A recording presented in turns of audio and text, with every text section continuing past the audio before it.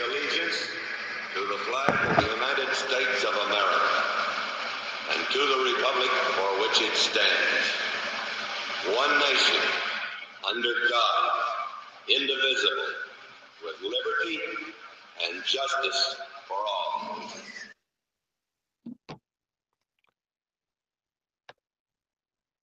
What is going on, my Ghost Squad? Welcome to Tactical Tuesday. Today's date, if you're watching in the future, is October 17th, 2017. I want to welcome everybody to the show. We've got some good stuff planned for the night. What I want to do before we get going is welcome everybody on the YouTube side. Let's see who we got out there. We got Big Racer, Patriot in the Dark, Phoenix, Rich White, The Outlaw. On the Gun Channel side, G, Dr. No, DB Cooper, Phoenix, Mr. Knives, Moonfood, Mel the Nut. I've got a couple more links out for a couple of people to see if they are able to show up. If not, then we will run with it. But what I decided to do for the first few minutes is talk about some updates on legislation that's out there, either pro-gun or anti-gun, and kind of tell you where they are, who presented them, and where they stand at this time. So we're going to go through several of them right now.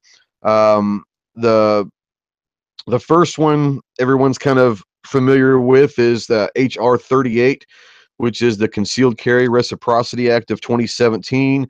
It was sponsored and introduced by Representative Richard Hudson of North Carolina. The latest action on it was introduced on January 3rd of 2017. The latest action is on January 12th, 2017, referred to the Committee on Crime, Terrorism, Homeland Security, and Investigations.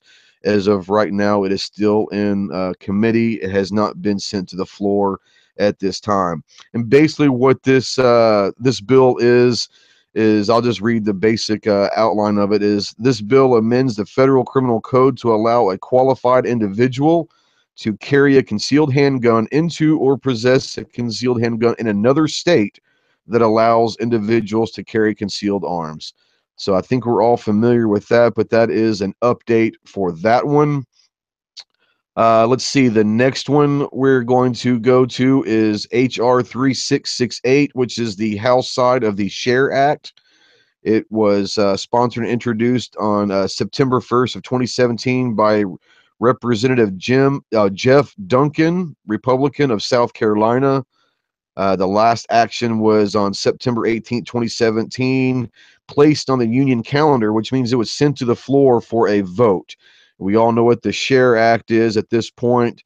So it's been, quote unquote, tabled for the time being, according to Paul Ryan. But these two acts right here, these two bills are pretty important because they are pro-gun legislation.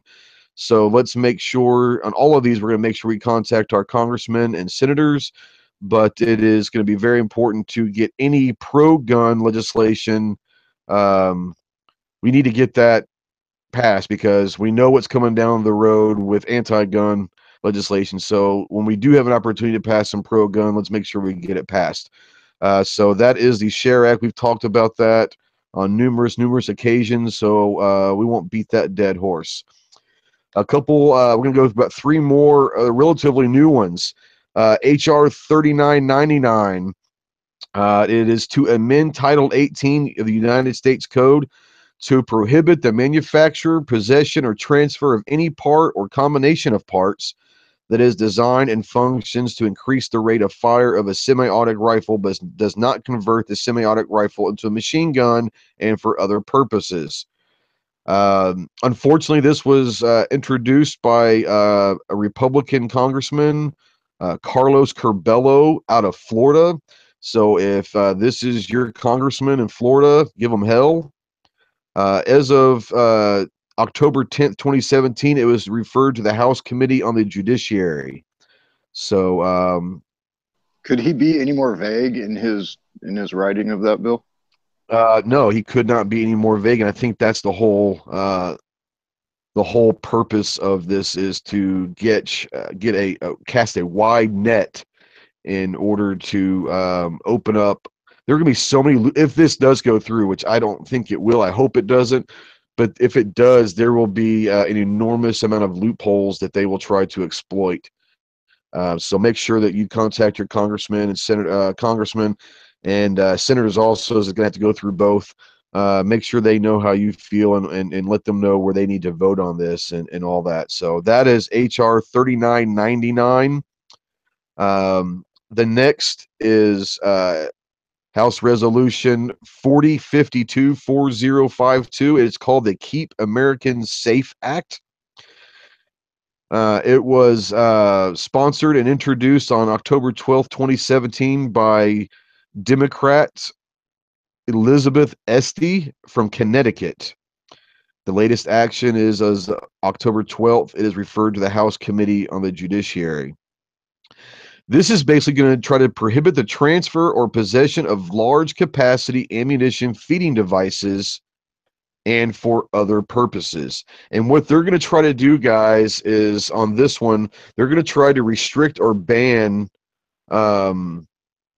any magazines that are more than 10 rounds, which we all have pistols that will hold more than 10 rounds.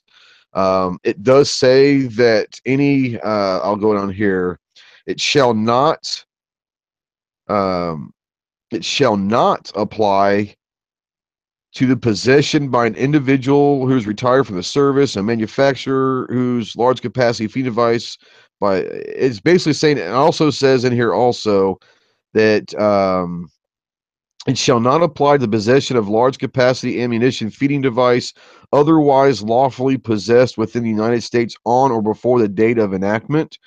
So basically, if you own 30-round mags or whatever prior to the enactment of this, if it does become law, then you are going to be grandfathered. But once again, trying to restrict magazines that have more than 10 rounds in them, that's what they're trying to do. So if you don't want this to go through, make sure you contact your congressmen or senators and let them know how you feel about this.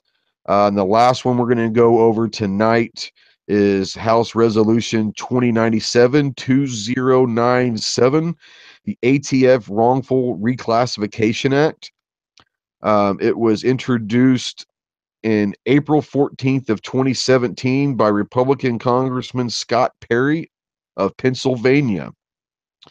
The latest action was May 1st of 2017, referred to the Subcommittee on Crime, Terrorism, Homeland Security, and Investigations.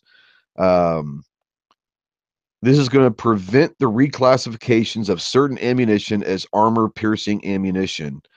Mr. Perry introduced a bill which is referred to the Committee for the Judiciary. It's going to amend in subparagraph B of Title 18 by striking "may be used" and inserting "is designated and intended by the manufacturer solely for the use," and in subparagraph C by striking "the Attorney General finds is primarily intended" and inserting "is primarily intended by the manufacturer," and then by striking "sporting" and inserting "lawful."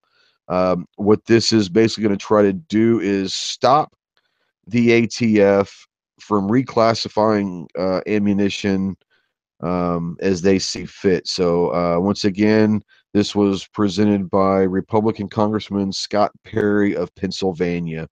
So basically, guys, what we've done is we're going to try to update on a weekly basis several of the quote unquote 70 bills that are out there that are either pro-gun or anti-gun, but introduce them to you guys in case you're not aware of them. Let them know who introduced them, who's sponsoring them, where they stand, and that gives you the idea to go look at congress.gov and look at the actual bill that is out there, and at that point become activists in your own right to contact your congressmen or senators and let them know how you feel one way or the other, to hopefully allows them to understand how they should vote for these, because if you don't use your voice, they do represent us. if you don't use your voice by contacting them as much as you can and getting as many people that you can to contact them, and they don't know how their constituents want to vote, they're going to go with how they feel the vote should go. And sometimes that's a political positioning, not necessarily how they feel. So it is very, very important to contact these people. Now, before we get going, guys, we have a nice little crew rolling with us tonight. We do have a couple more links out there that we're going to try to get some people in. They're a little bit late showing up, but as of right now, we've got an all-star cast. We've got G Webs. How you doing, G? Good. Thanks for the invite. And from South Carolina, we've got the man that strikes at night, Mr. Jonas himself. Night Strike, how are you? I'm good. And from Washington State, we've got Too Hottie. What's up, my man? Not much, not much. Thanks for the invite. Hope everybody Absolutely. out there in YouTube land and gun channels land are doing all right. Absolutely. Let's see what we got going on. If there's anything going on in the chats before we get going. Let's see here. Binary tree. Keep Americans safe by stripping freedoms. Yeah, they're just kind of talking about the different bills that we were discussing. Yeah, and now that we've kind of got that out there, what's up? Let's kind of go through. Man, we got a bunch of people over the YouTube side. They got a nice little chat going. What's up, guys? What's up, Travis? What's up, Phoenix? Foos. What's going on? Haven't seen you in a while. Grim. Is that Dr. Pepper? Dear God, I have to start. Yes, it's Dr. Pepper. Yes, it is. Scott Pacini, what's up? 1% RL. Sean. All right, we kind of gone through the room right now. Let's see here. Phoenix is already talking smack G about last night's chat.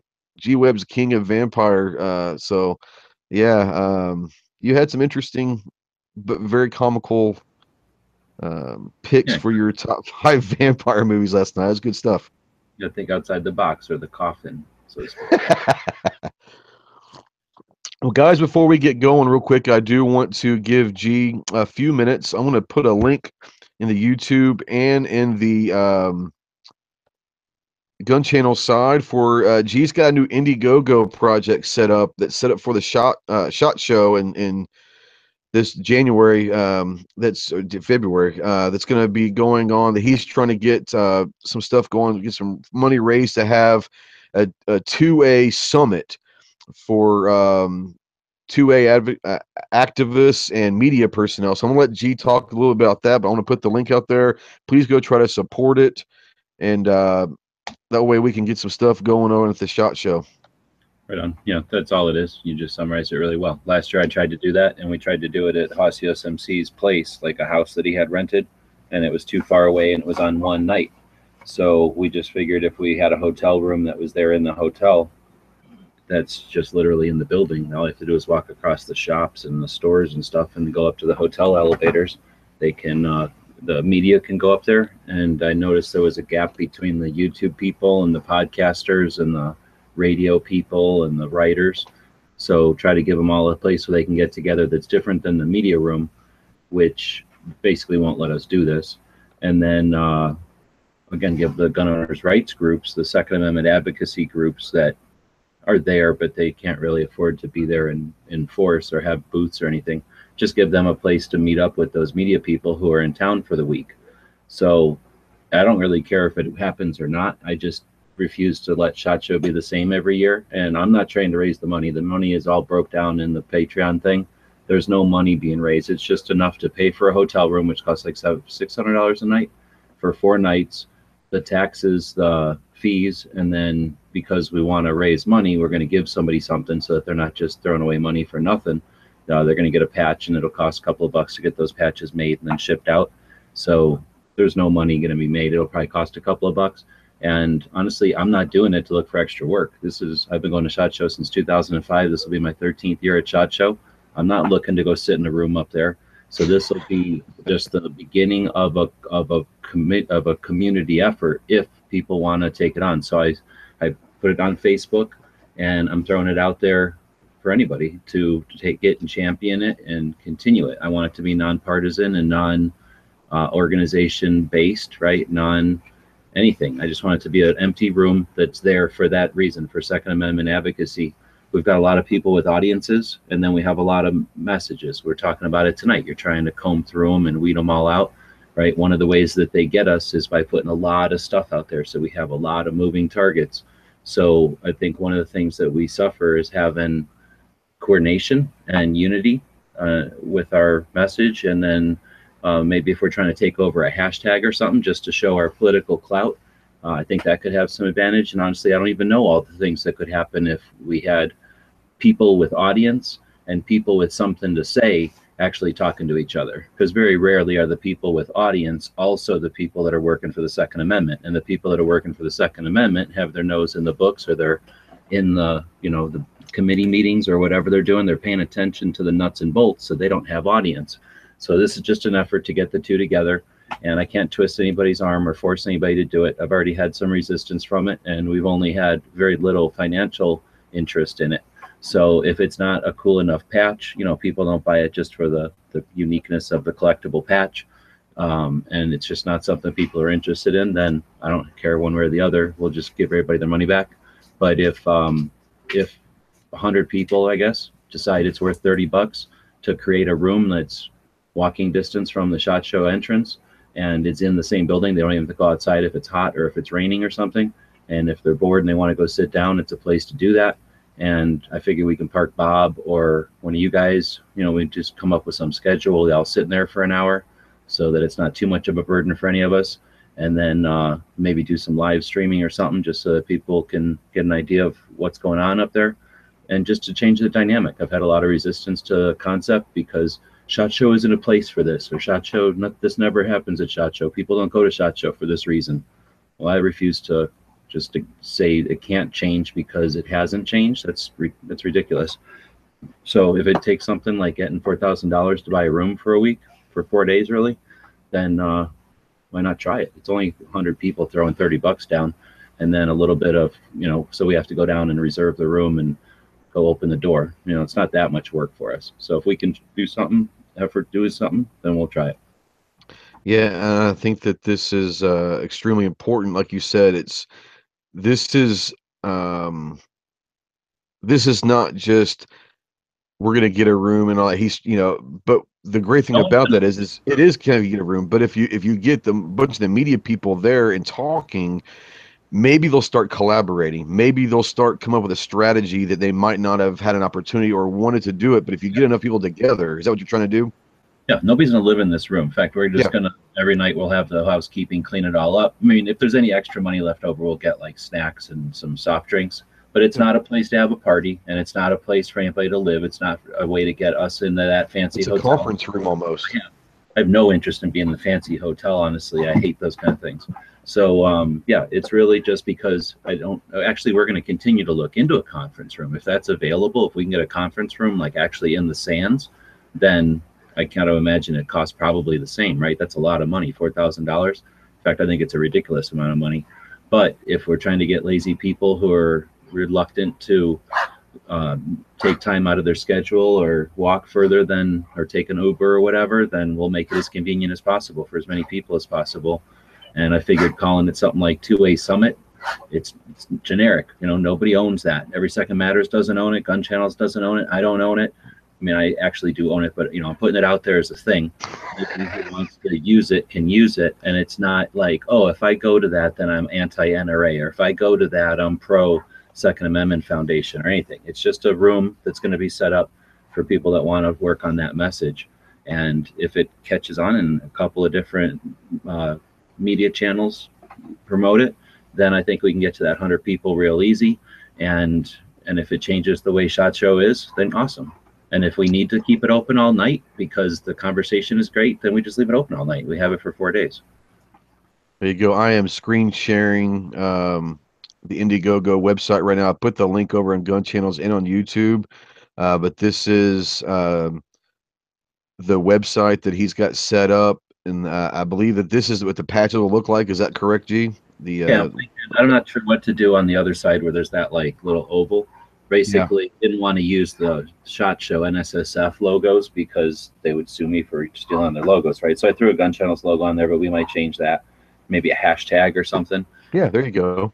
And then on the other side, something. It looks too much like stupid football, so I'm not going to do that. But something, I don't know, maybe a little 2A, maybe. I don't know, there you go. 2A's on there, but anyway, we'll figure out something for the final design. Well, I like this little 2A Summit logo you kind of got. When I scroll down the screen, that would kind of maybe look cool over there.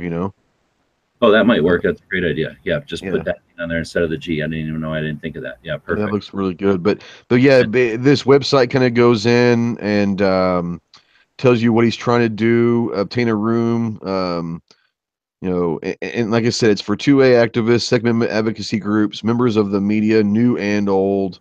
So there's kind of two goals there. One of them is to get the advocacy groups and activists who were people at the Gun Rights Policy Conference, the people who are the creators of, and then the movers and shakers in the gun owners' rights groups, right? And then the activists, the big writers and the guys that study a lot, and we use a lot of their numbers and their research.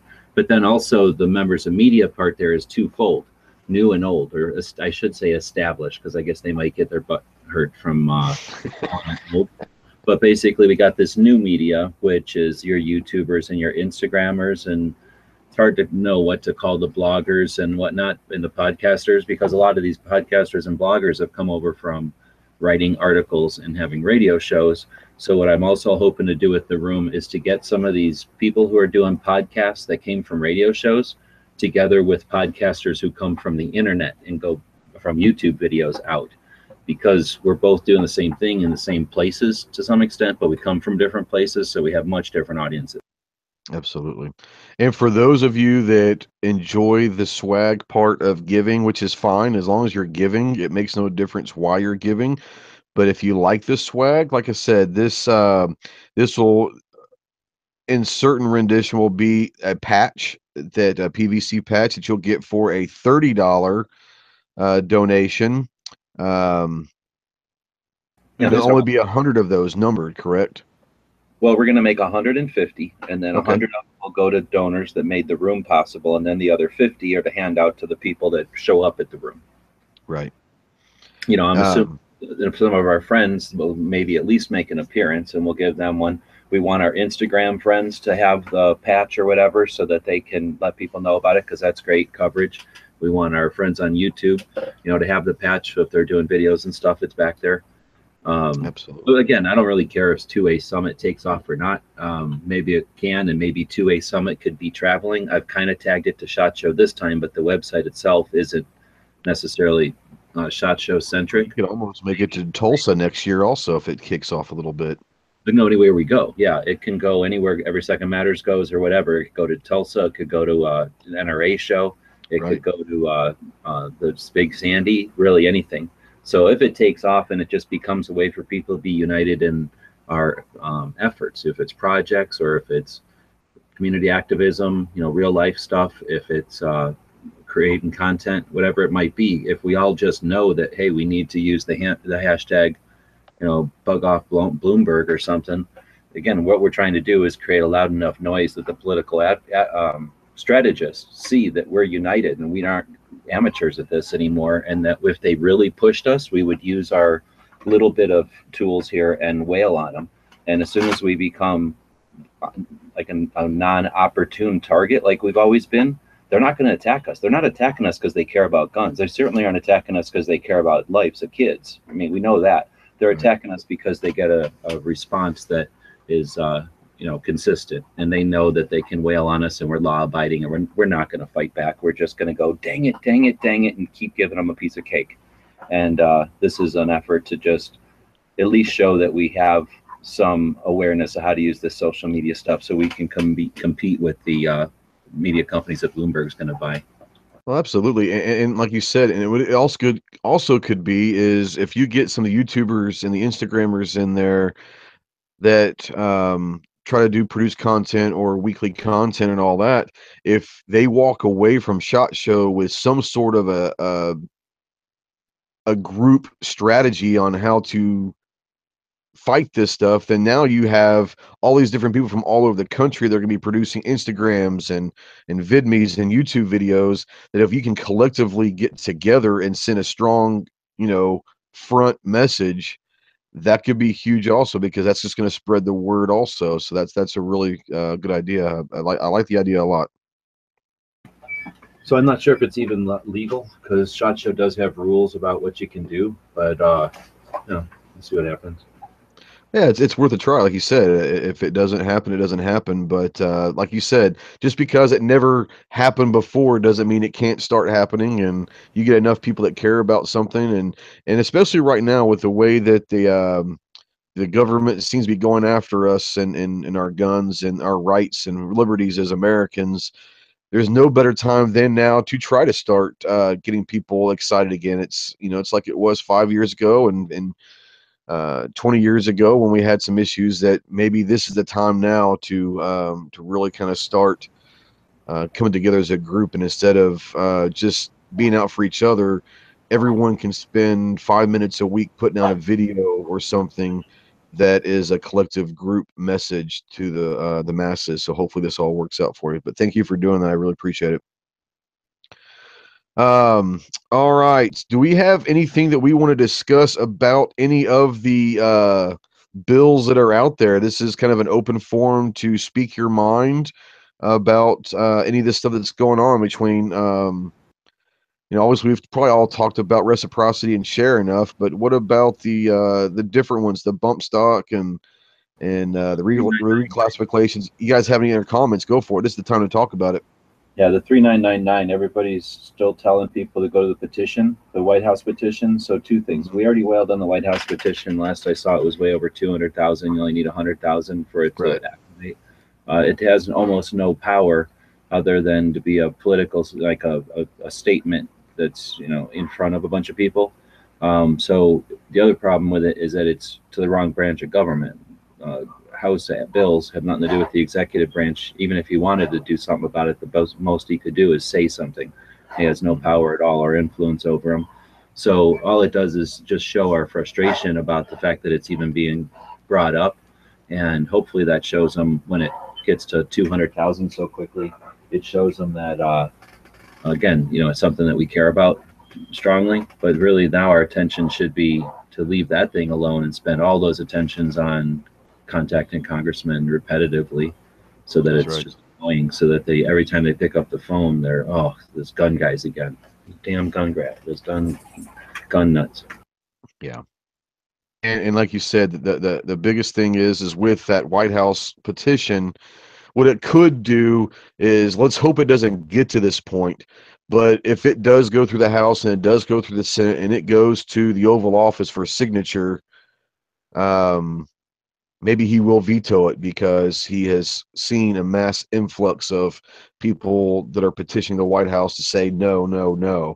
So maybe that does happen. Maybe it does. But like G said, it's now time to start contacting your congressman and letting them know, and tell everyone that that is against this bill to contact the congressman as well, and all that. So yeah, it's really important to get this done, because they're going to come after us, and they think that they've got, after the Vegas incident, they think they've got the hearts of Americans behind them.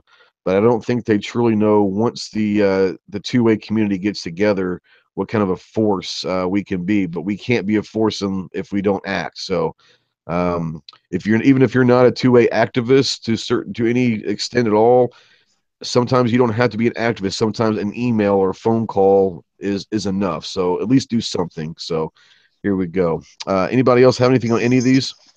Yeah, I have something just to follow up on that. I'm not sure if Mac mentioned it or not.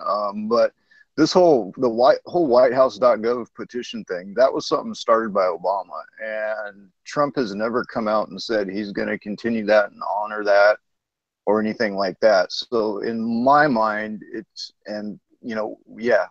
we all got all of our signatures together.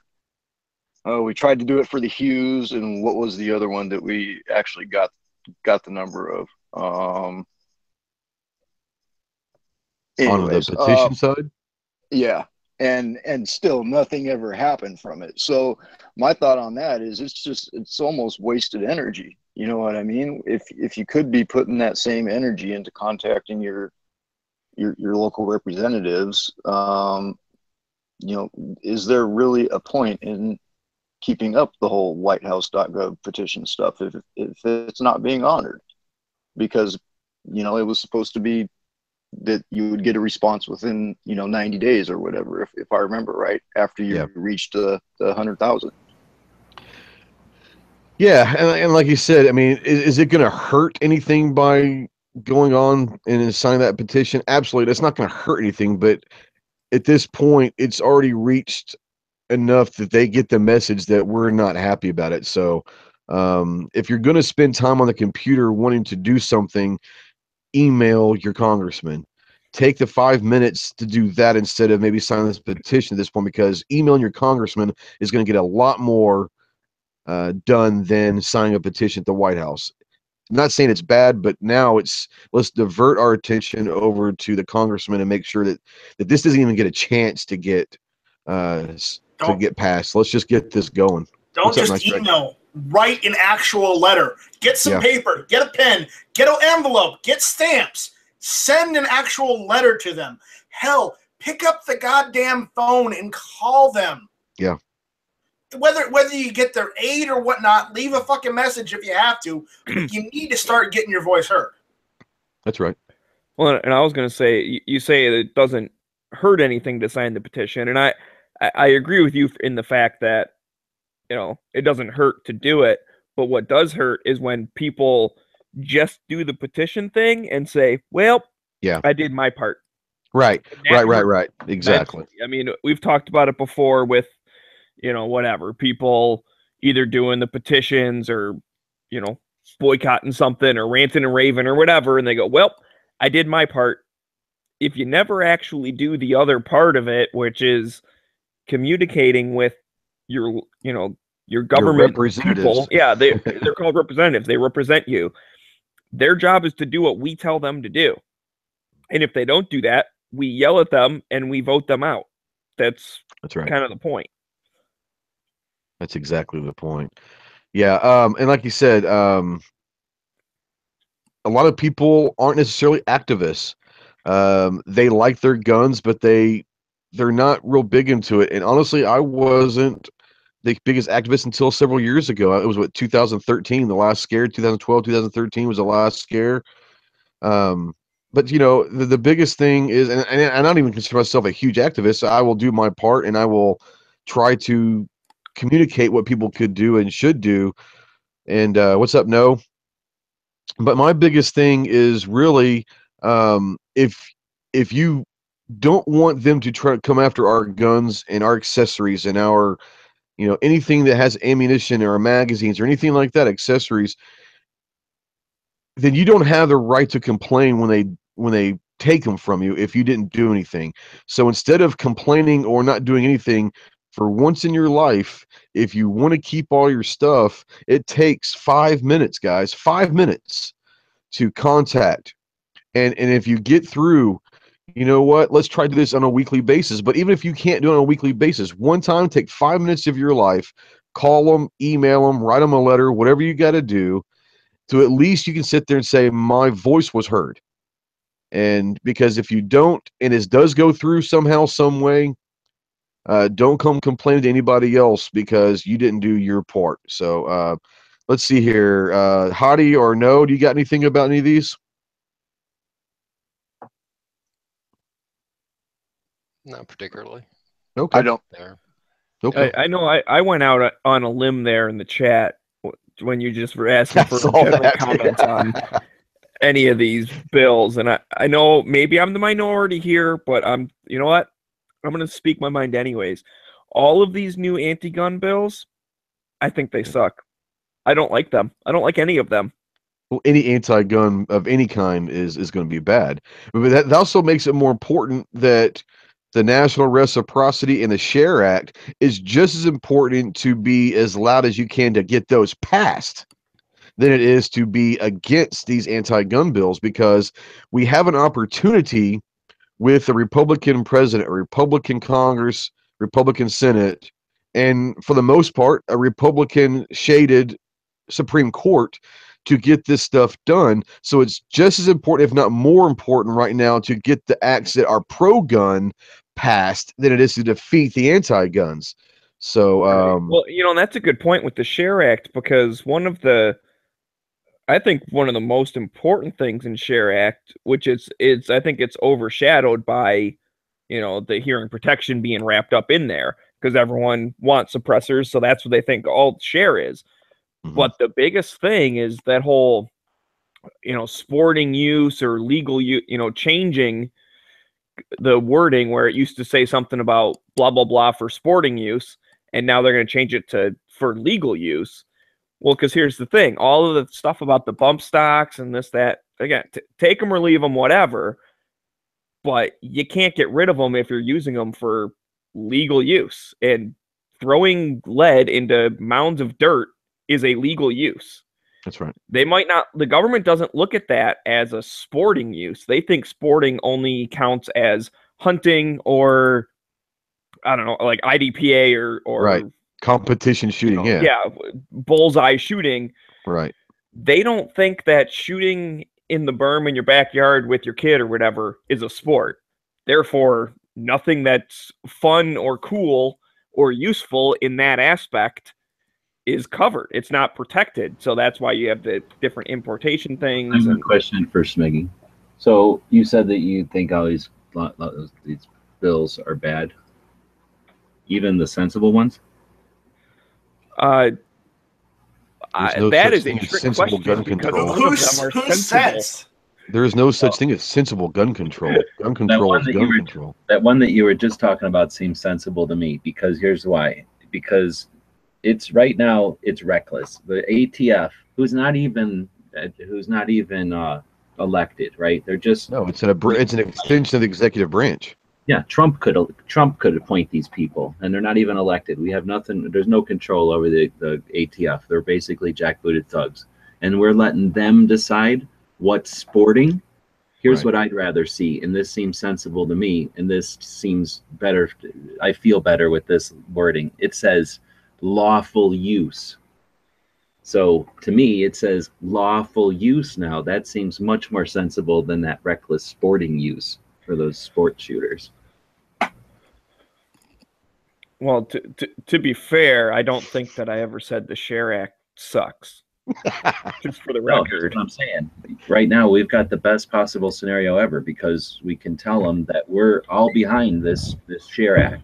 Like, darn it, you're right. This year, you should get some sensible gun control. So why don't we pass this SHARE Act, where we're going to take it from sporting use? Who even knows what that is? Let's change it to lawful use. So now everything has to be lawful. You know what I'm saying? It's like the perfect feel-good law. It takes it from sporting, which is a bunch of crazies running around with guns and sports. I don't know, shooting guns at football or pet games or something. And then, I mean, they're killing Bambis and stuff, right? I mean, people think that hunting is sporting. Yeah, exactly. They think that's sporting. The deer doesn't have no gun. So let's take it to lawful. And now now think of how much more sensible lawful sounds. So I think that see, that would make way too much sense, G. Freaking out too much because they know that that's a potential, that all we got to do is appeal to the lawful side of this whole thing. And then all they have to do is rewrite the laws to make the use be unlawful. Well, that would have to be every single law. Yeah. You know, from a strategy standpoint, Smeggy's idea of all gun control laws suck is actually good, because you know what's coming next is negotiation. Yeah, the NRA sidestepped most of this to the ATF. The ATF doesn't like being put in this position. So you have two things going on. You have the whole Vegas thing going on. You have the anti-gun bills going on. And this is a good way to, you know, knock one against Trump if the ATF comes out and says something stupid, especially since they started off the year like acting like they were going to be a nicer, more lenient ATF. So they don't want to play the tough guy, which means the stuff's going to go into Congress, which means it's going to be negotiated on. And what they're going to look for is weak spots. What will what the statistics say they will give up to get. So you got to hammer everybody across the board right now because you don't want to leave that little weak niche that they're going to go try to exploit.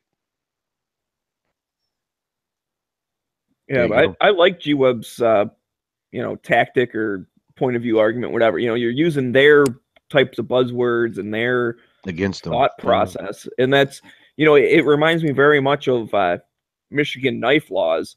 The wording of it, something like, it's illegal to carry a knife longer than 3 inches for unlawful purposes, which means you can carry a knife longer than 3 inches as long as you're carrying it lawfully. It's just if you stab someone with it and it also happens to be 5 inches, you get more in trouble. Right. Which I still think stabbing someone, you should get in the most trouble. So who cares what you use? No, because that does the, what do you call it? That's that deferral or whatever. That's what gets criminals to go, oh, I'm not going to carry that big of a knife, because even though I can carry it around and be okay, if I did stab somebody with it, it would be a worse crime. So I'll just stab them with this one and I don't get so much. I guess, yeah, that's a good point. I mean, that's kind of why, and we all know this, criminals don't actually use full autos or use suppressors or whatever, because they don't want to have that federal stuff tacked on to, you robbed the liquor store. Oh yeah, you also used an NFA item that's not registered. Seriously, then you're in a heck of a lot more trouble. You think that's why they don't use full autos, because they're worried about the federal rap? I think some. I don't know. That's interesting. I know they've done a study on if gun owners are deterrent for them, but I don't know if they've ever said anything, if they've ever quizzed them on their choice of firearms and if the national firearms laws had anything to do with it. I mean, if they're planning to murder, do you think they really care if it's, well, the problem is they don't want to get caught with it before they're able to, take out the rival gang or whatever.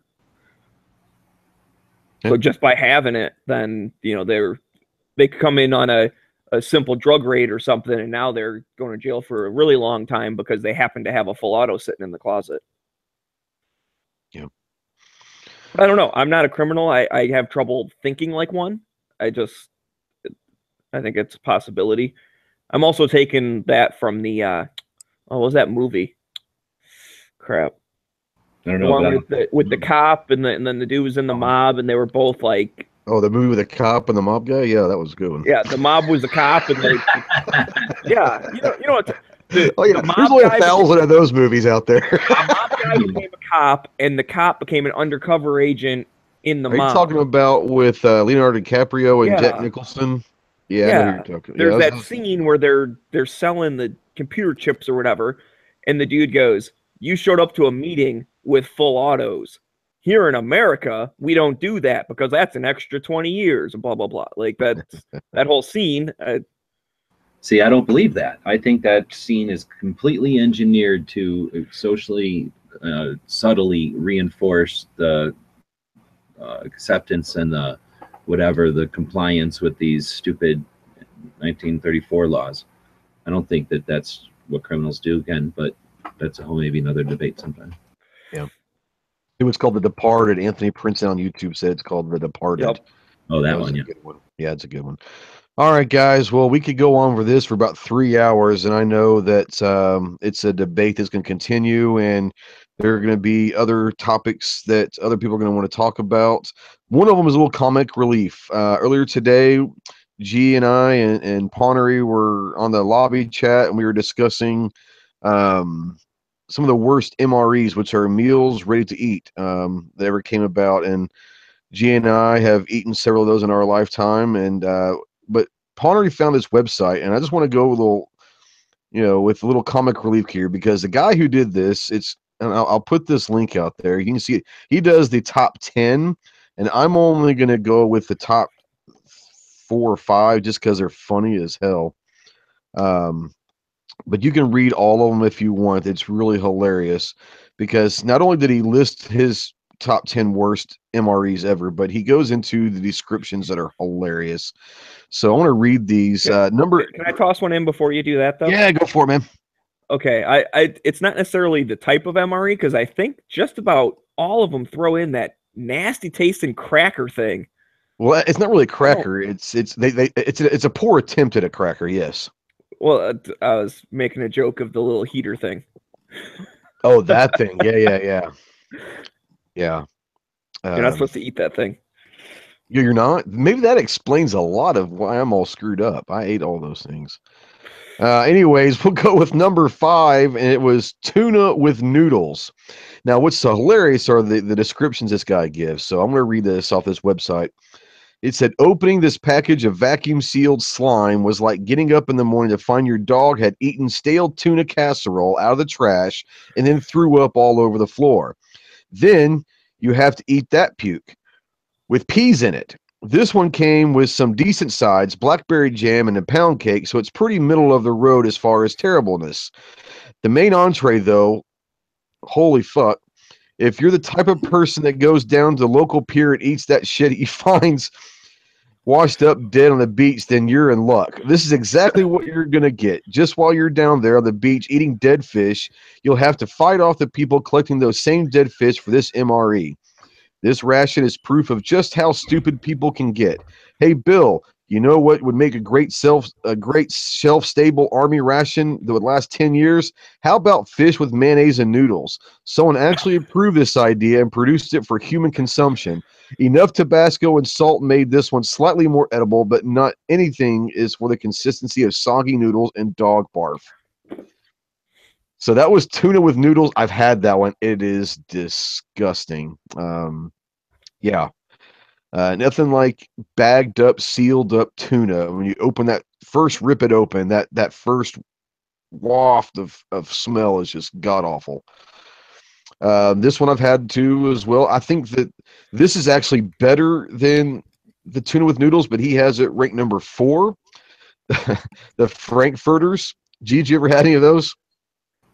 Yeah, I quit eating meat in like basic, or right after basic. So I've had some, and then before I went in, I ate the shit out of them. So I went from when they were dark brown MREs to light brown. And that's when I went from dehydrated stuff to like, stuff with water in it. Yeah. And so I've had some of that. I don't know if we're going to hit that one where he did the dehydrated pork chop thing, but the dehydrated stuff was really a challenge to eat. But yeah, I can go and get that one. Let's see here. I remember the hot dogs, and this is the hot dogs from the mid 80s, so I don't know. I'm sure they've changed over time, and they change these things every couple of years. Yeah. But and they improve them all the time. But I remember hot dogs being one that people were happy to get. So I don't know why it's so high on the list of being. He has a couple on there that were actually people looked for. Yeah, absolutely. We had a couple that, I mean, if you had it, you were kind of gold. It's. You could have asked anything you wanted for it, Yeah, exactly. You can totally trade for it. And that's the thing. If you're hungry, you eat 2 portions of something suckier. If you had 1 portion of something good, sometimes you're hungry. So Smeggy's talking about the crackers, right? Well, the hot dogs came with more like that thicker bread that you could sometimes wrap around a hot dog almost. Yeah. So that was all about trading somebody to get some kind of chili or something else to throw on there too. But, that was part of the deal, is it was... they'd throw them out to everybody, and then you'd rip them open and start trading. Absolutely, and that what you had from before, so you don't necessarily get stuck with what you get in the bag. The bag is just what you start with. This is I'm gonna go to this one. This was hilarious. Number 3 was ham and chicken loaf. Ham and chicken are pretty great on their own. Together, and with the little help of Uncle Sam, they become a war crime of culinary proportions. This, I don't even know how to spell that word. Amalgamation of salmonella and hog fat was like eating a foamy hunk of bacon grease with bits of feathers still in it. Yes, first-hand sources have confirmed that finding feathers in their ham and chicken loaf. If you're a clinical psychopath with no taste buds and a deep need to commit self-harm, then you are probably the guy who willingly traded for this horror. No amount of hot sauce fixed this either. You just had to hold your nose and choke it down and then stifle the vomit. The vomit, which ironically might have been the only thing that made this rubbery piece of Satan's foreskin taste better. Humor is to this day, pigs and chickens do not have sex with one another for fear that their children might turn out to be ham and chicken loaf. Thank God Thank dear sweet infantry baby Jesus that this Leviathan of indigestion was slain in the 80s, long before you candy ass millennials ever had to face it. That was a pretty good one. You have to read the next one in the voice of Justin Williams, the Cajun chef. See, I can't do Cajun. Can you do it? Only the part. All right, I can do this. I'll try this. All right, this is the number 2 is Jambalaya, which is a kind of a Cajun seafood soupish kind of thing over rice and shit. So, and it was really good. This guy's crazy. Jambalaya was one that was sawed out. It was really good. I don't know what it was good, and because it had a lot of different flavors, it had shrimp in it, and I like shrimp, so it was one of those that, yeah, I didn't think it was too bad. And it's the kind of thing that saves good. Like rice is good in one of them pouches. Like it don't go bad really necessarily, especially when it's in a watery type of thing like that was instead of a creamery thing. Right. And the spice was right on. It was actually like you had flavor eating that shit compared to most of the other stuff was not. Absolutely. So this is his description of the jambalaya. Whoever came up with this fucking thing needs to be tied to a post and shot. It tastes like something picked up out of an abortion clinic dumpster and spread over soggy brown rice. This is not my words. I'm reading this, okay? I have seen starving dogs turn their nose up at menu number 22. Ranger school students would rather put their cleaning rod tip into their temple with a blank than have to eat this more than once in a class cycle. I feel really bad for that Cajun kid in basic back in 2004 who got jambalaya and thought it'd be a little taste of home. 10 minutes later, the drill sergeants were cutting his lifeless corpse down from his bed sheets in the 3rd floor stairwell. I'm pretty sure forcing captured enemy soldiers to eat MRE jambalaya is listed as a war crime under the Hague and Geneva Conventions. This one either contained a concentrated spice that would send your asshole burning out like Satan 5 rocket engine, or was so bland and mushy it tasted like eating cold maggots out of his 6-old Uncle Ben's microwave rice. There was no in between, and it all depended on how hateful the assembly line worker in that factory somewhere between hell and Georgia was feeling that day.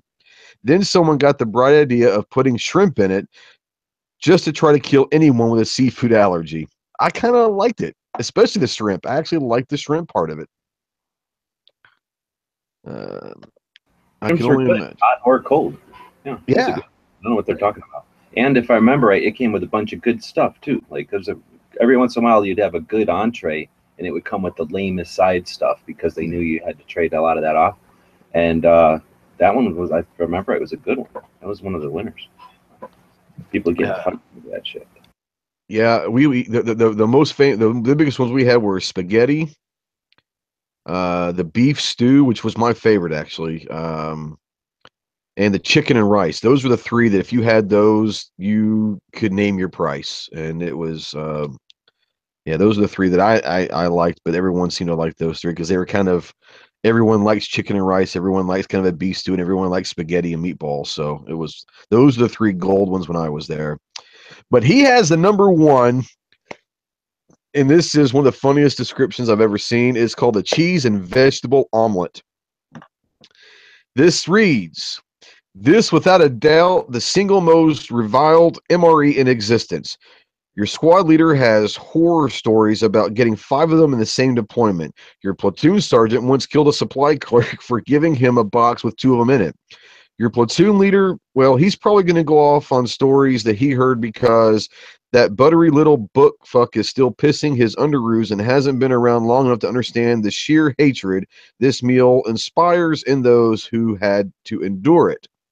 First of all, it's a triple lie. It's not a meal. It's not ready, and you definitely can't eat it.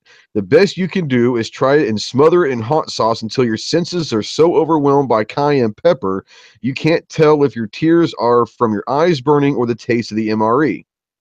Then later, you get the experience the same effect as the buffalo chicken MRE, but this time you did it to yourself. Opening the entree packet is like walking into a stale egg fart in a thrift store dressing room. Taking the first bite is like having a Waffle House fry cook take a cold dump on your tongue after eating pickled eggs for 3 days. Chewing your way through the slimy piece of cold slop, the consistency of Tempur-Pedic mattress foam is like your jaw reliving the Bataan Death March. Your best bet was to try and heat it up and dump all the hot sauce and salt you could find on it, then wolf it down as fast as possible. Then you spent the rest of the week feeling like there was an alien larva inside you, like an alien face hugger had stuck its whatever down your throat, or you had just kissed Hillary Clinton on the mouth. Either way, that thing was in you, and you had to get it out as soon as possible. Just find a slit trench and breathe through the contractions. It will all be over soon, one way or another. This guy had some really awesome ones. Like I said, there's 10 of them on here, and if you guys want to go read, he actually, I don't necessarily agree with his list, but I do enjoy reading his explanations as to why. Like I said, the Jambalaya was good, but for me, the top 3 good ones, not the bad ones, but the top 3 good ones were beef stew, spaghetti and meatballs, and chicken and rice. You couldn't go wrong with any of those. Anybody else besides me and G ever had an MRE in the panel? No. Never. MREs. Not military stuff. I mean, I've got dozens and dozens or of whatever. Yeah.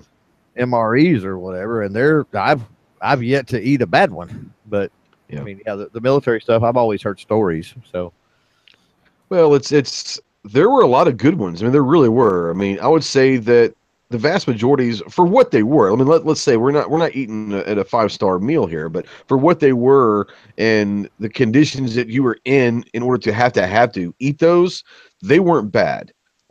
Yes, there were some bad ones, but the funny thing is the bad ones didn't come around very often, but there was always that one weirdo. And I'm going to say weirdo, not saying G's a weirdo for being a vegetarian, but there was always that one weirdo that liked some of that stuff. And he was like, I'll take it. Well, no, they're strategically made that way because they're not idiots. The Army's been around for a while and they know how we eat. That's what they do. Is they feed people, right? Army travels the stomach and all that.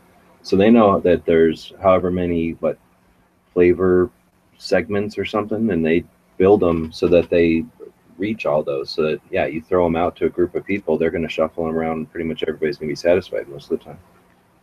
That just proves once again that the free market can solve the problem. Yeah, seriously. But they're basically just canned food except in bags. So whatever you get, Chef Boyardee or ragu, or not ragu, but what do they call them things, SpaghettiOs and stuff, it's just that kind of food except in a bag. Yeah, I bet you other Travis right now is turning over in wherever he is right now, having to listen to MRE. We finally made Tactical Tuesday a food chat, and we're talking MRE. So, so that was I'll use that as my military moment, just because I think that it was pretty funny. The list was funny, but for more than anything else, after the previous segment, it needed a little comic relief. It's just about 8 o'clock. And I know Hit or Miss is getting ready to start here in a little bit. Smeg, you got anything before you got to head out, or are you going to stick around? I've got about 10 more minutes, so I won't go too long, but I know Night Strike had to get out, but do you want to hang around or you got to go? You setting me up here. I'm probably going to jump out.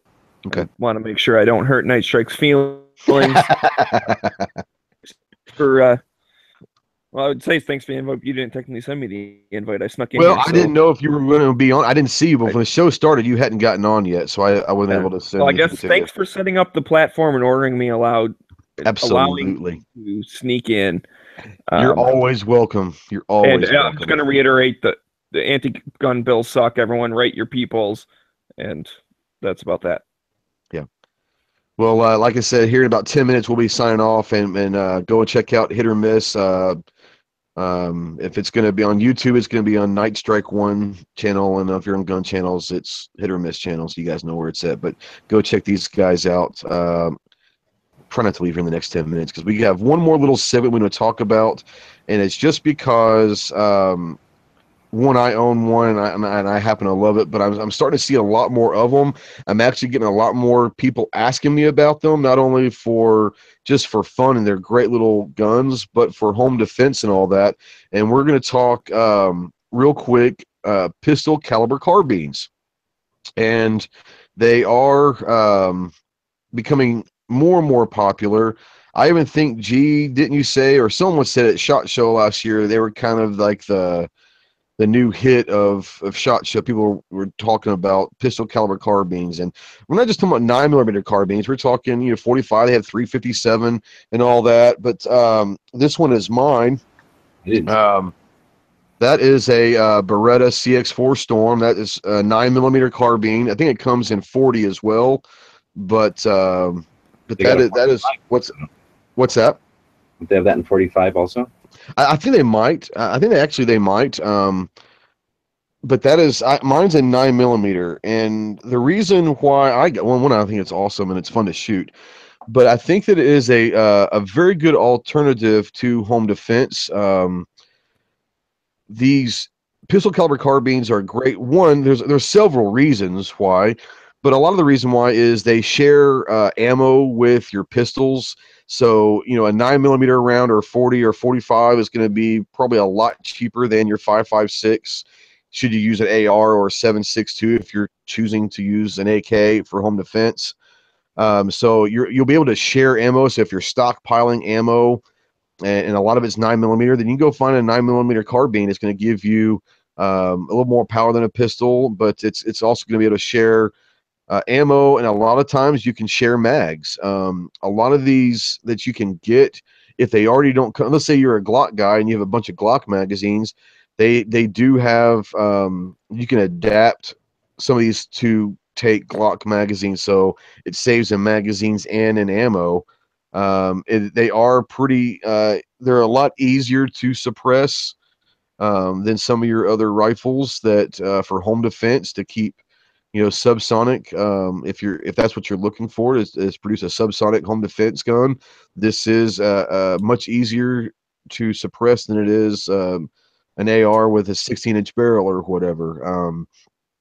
Well, do you guys have any, or are you familiar, or do you like or dislike the pistol caliber carbine, guys?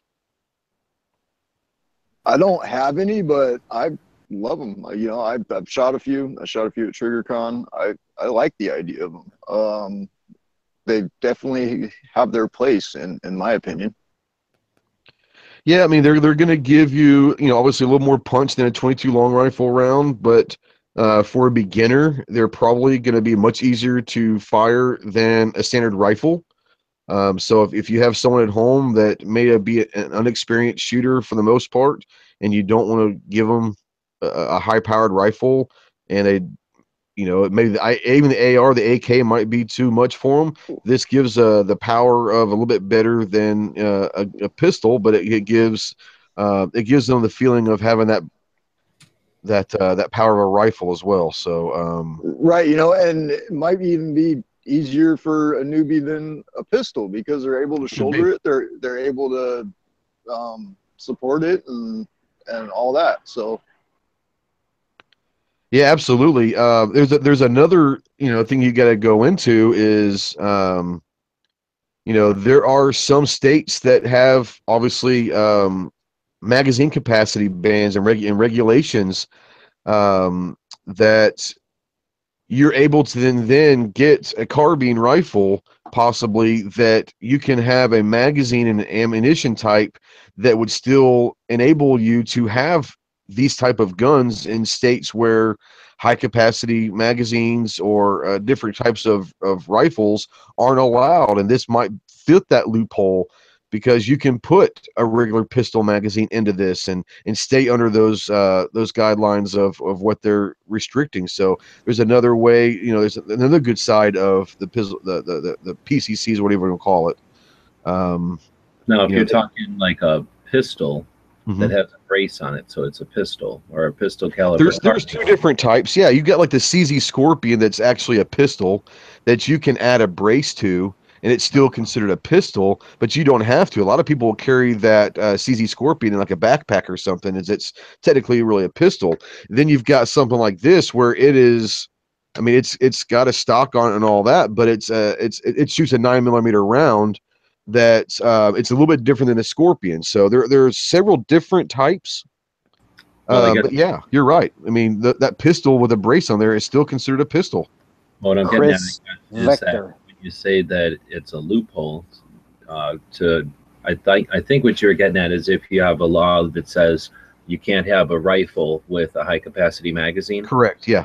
You have a law about a pistol with a high capacity magazine. So you get yourself a pistol with a brace, and now you've got the equivalent of a carbine in a pistol caliber, but it's a pistol. So now you can have a high capacity magazine on it. That's not a loophole. Loophole implies some sort of deviousness or somehow skirting a law. What we're doing is complying with existing law. Yep. So we're just we're complying with the way the law is written. Yeah. So, like I said, there's a lot of different things, and I actually one of the reasons why I brought it up is I was at an IDPA match down in Texas this weekend, and I think Foose is out there. He might be telling me, but I think maybe USPSA, they already have a pistol caliber carbine, maybe division.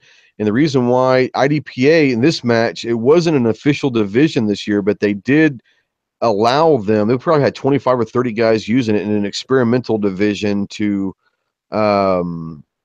see if that's something that they should add, because IDPA is more defensive pistol shooting, but they had pistol caliber carbines out there run through the same stages as we do with pistols. Now they were their own separate match, but I think the reason why IDPA did it is because I think it is a viable option for home defense. And if you're going to want to use it for home defense, you might as well train with it and be proficient with it. So, like I said, I really do believe that the the PCCs, the 9mm carbines, whatever you want to call them, there are some really good ones out there, and I know people are going to laugh. You can get them for $500, $600, $700. You can get them for a lot more expensive than that. But I'm telling you guys, don't laugh at this. But I've actually shot it, and I might end up getting one just because it's a great, for what it is. The High Point has a 9mm carbine for about 200 to, depending where you go, for 200 to $250. And for what it is, it's a phenomenal little carbine. So if you're in the mood to try a PCC out and you don't want to go break the bank, go find a High Point 9mm carbine, and they are phenomenal for what they are. Now, they're not going to go up against a Vector or a Scorpion or a Beretta, but they are really good for what they are, and they are very priced well to do that. Let's go ahead and check out here in the chat. If you guys have anything to talk about the PCCs, go for it.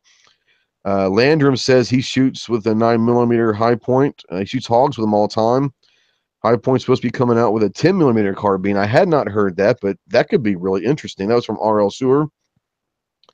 Yes, you can, Anthony. You can share their mags. That's what we're talking about with PCCs. Is you can share ammo and you can share mags if you get the right one. So yes, if you have a High Point, and we had talked about this a month or two ago on one of Matt's chats about having a shit at the fan cache at the house. If you go get a 9mm in High Point and a 9mm carbine in High Point, they share mags, they share ammo.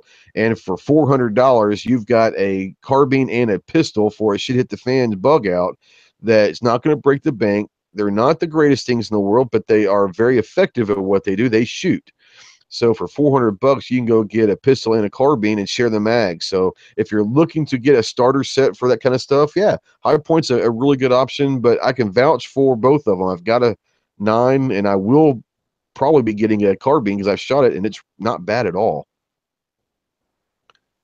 Let's see here. That's kind of what I had for the night. Do you guys have anything to add about the pistol caliber carbines? Chris Vector. Yeah, we know your infatuation with Chris Vector. For $1,500, it better be pretty good. And they are. They're very good. PCC, it sounds like politically correct carbine to me. Politically correct carbine. Well, it could be one of those too. I just get tired of saying pistol caliber carbine because it's kind of a tongue twister. So I don't know what else to call them. So yeah, just shorten it to anything other than a KV. Yeah, well, you understand that a KV is a PCC. Yes, I understand that a KV is a PCC. It's just, and for $1,500, you get that unique recoil impulse that smacks you on the cheekbone every time you pull the trigger. Every time you pull the trigger. It's a gem. I do not care. I want one. For $1,500, I could go get myself a nice little arsenal. Why not? Why absorb the recoil in your shoulder when you can take it in your cheekbone and rupture an eye socket or something? He might have an infatuation with Dr. Bills. I don't know. All right, guys. I want to remind everybody of, before we get out here, the drill of the month. We've already had several. We had a bunch actually this month. Go ahead and send emails in. A couple of people have posted on comments, but most people are doing email, and I get that. You might not want your drill being out there. That's fine. As long as you're getting out and practicing, I don't care where you send it. Here is the link for the drill of the month video. It's actually says drill, but it's actually the drill of the month video. You have the end of the month to get this done. Like I said, if you want to send it via email, you can send it to drillofthemonth@ghosttactical.us. If you don't want to put it in the comment section, I'll put this email. There you go, drill of the month at ghosttactical.us. Guys, be creative with it. Have fun doing it, but most importantly, get out and shoot. That's the whole purpose of this, is to, if I have to bribe people with giving away free stuff, then that, so be it. I will do it. Let's get out and shoot. And you never know what's going to happen when you're at the range. You might run into someone who's a first-time shooter or a young shooter, and you might be able to pass some knowledge on and help them become more involved in the shooting community. You might run into an old salty veteran, World War II veteran or Vietnam veteran that's got some stories that are awesome. So go out there and shoot. If you can't get to a range, go out in the backyard and dry fire. Stay in the house and dry fire. It makes no difference. As long as you're practicing, that's the whole part of the drill of the month. So I'm going to go through the room real quick and let everyone do their thing. Let's start with, I know Clover and No and got here a little bit late, but let's go ahead and start with Clover. What's going on? And thanks for coming in, and go plug away, man. Man, not a lot's going on. October giveaway, go check out the channel for that. Wednesday night, 8 o'clock, Next Generation Thursdays. 11 o'clock is After Hours. Friday at 10 o'clock is Firearm Friday. That's pretty much it. There you go. Thanks for coming on. I know that you were busy, and I'm glad you got a chance to make it, even though better late than never. Dr. No out of Texas. I shouldn't say he's from Texas. He lives in Texas, but thanks for joining us, buddy. Got anything that you want to talk about or plug? The gentleman from Texas does not have a thing, so he would like to give his time to the G-Webs to talk about his thing. Thank you very much. Thank you, Mr. No from Texas. The floor does recognize from the man from Arizona, G-Webs. So I was just going to say, do you have a Winco Foods in your area? Is that a thing by you? Supermarket? I don't. I've never heard of them. Oh, I don't know what states they're in, but I know they're in multiple states. They have them up in Phoenix, and we were talking about MREs earlier. They sell MRE stuff, like the seriously, wow, packets from them. So, and that's like a shopping. What do they call it? Shopping center, a grocery store that's run by the employees. So it's kind of a unique store where they don't. Okay, we've got one called Harps here in Arkansas that are owned, kind of employee owned and all that. I wonder if it's the same kind of parent company type thing. Yeah, maybe. So it might be worth checking it out, or maybe just sporting goods stores, I suppose, too. But anyway, it just or surplus stores, I guess. But you don't have to buy a whole MRE. So I guess I was going to get at. You can buy just they're pretty cheap. So I mean, try one. It's not bad. I'm really thinking about getting you a case of them for your next segment of the Loophole Tour, just to. Don't, because I don't eat meat, so I will not eat of them. Maybe Oro would eat them. I don't know. Nah, but appreciate it, but don't bother. I only give you like 2 or 3 out of there that are the vegetarian ones, so that when they drop them, there's always like 2 or 3. Yeah. If they have pancake. That's actually meat. And I wouldn't buy them by the case anyway, because since I buy the vegetarian ones, almost everybody hates those. So I usually get them cheaper because they don't sit around. So whenever you get a surplus store that opens up a case, and then people come in and pick all the good ones, and then they have all these vegetarian ones laying around, they'll eventually give you like a whole case of vegetarian ones cheap, and I dig that. I like all of those. Well, and next time they come out with chocolate chip pancake MREs, I'll make sure to send you a case of them for you. You need to do that. That would be a good one. They should. They don't make pancakes, do they? They don't. They I don't know why they couldn't.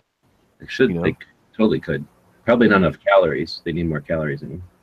Well, you could add the peanut butter and different stuff in there to make up for that. Chocolate syrup on top of it. That would give you some good calories. And then there's all sorts of stuff, man. Everyone be killing each other for the chocolate chip pancakes. Yeah, they would. All right. The floor recognizes from the state of South Carolina, Mr. Outlaw Hatfield. Well, hello, floor. Ain't got much to say. Thanks for having me on. Guys, support Gun Channels. These guys are wonderful. They'll help you out in anything you might need when it comes to firearms. I've got a show coming up Thursday at 8 o'clock. The Tactical Leprechaun Clover Tech will be on the show that night. At 8 o'clock Eastern? Yep. And Clover, did you know about this? Yes, he knew. No, right, what are we talking about? Right? As if you're not on the screen enough. You got another show you got to be on this week. What? Sounds to me like the check may not have cleared just yet. Right? Yeah, check out Ellis's channel. It's the Outlaw Hatfield on YouTube and the Outlaw Hatfield on Gun Channels as well. He's going to start putting out some content. He's got a really cool project he's working on where each week he does a one-on-one interview with one of the quote-unquote personalities of Gun Channels, and I think he's going to be doing outside Gun Channels, also doing some hunting and fishing guys and other people that he's trying to get in, and kind of gives you a behind-the-scenes of these people's backgrounds and all that stuff. So it's pretty cool. I guess Hottie just took off before he got a chance to say hi. So that's fine.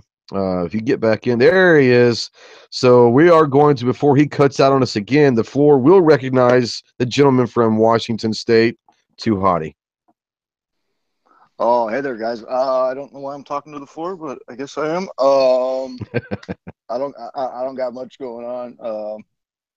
Too Hottie 206 on Instagram, doing some reposting right now, just trying to help get the word out, post some cool pictures. I keep saying it, but I plan on getting some original content out here very, very soon. It's going to come slowly, but it will be coming surely. I've seen a little preview, and it's pretty awesome stuff. Yeah, don't call me Shirley.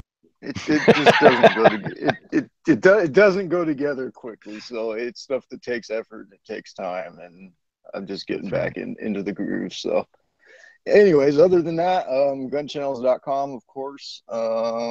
Keep an eye out for information coming up on the next leg of the Gun Show Loophole Tour, possibly. That's right. Well, guys, I want to thank everybody who was watching. I do have a shout out on my Patreon Special Ops. I've got a Special Ops patron, Patriot in the Dark, so I want to shout out to him. I want to thank everybody else who is supporting the channel. If you're not on Patreon and you're interested in supporting not only me, but G-Webs and Night Strike and Clover and Smeggy and all these guys that put out content, Never Enough Ammo, all these guys, go check out patreon.com. If you're interested in supporting Ghost Tactical, my link is there on the lower third, that down there, patreon.com/Ghost Tactical. Check out www.ghosttactical.us. It has links to all my ventures there. I want to thank everybody for joining. Go check out Hit or Miss real quick. Go check out Clover tomorrow night. Then Matt's chats after Clover's. No, is that right? Yeah, it's after Clover's. And then you've got Thursday night is After Hours with Clover. And then Ellis will have Clover on that. So my God, this is supposed to be an interview for Clover this week. And check out, there's a bunch of stuff going on Friday. I think you got Edge of the Week on Friday. You got Clover's Fire on Friday. Check out Caliber Corner on Saturday. You've got Rick's Life over the weekends. Go check them all out. They're all good stuff. Support all of them.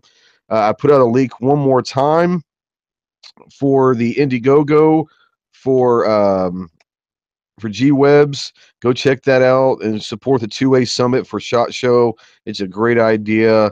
And contact your congressmen and senators. Let them know. Have your voice heard. So, guys, Hit or Miss just started a few minutes ago, so go check them out. But thank you for joining myself and my great panel on Tactical Tuesday. And until next week, Semper Fi.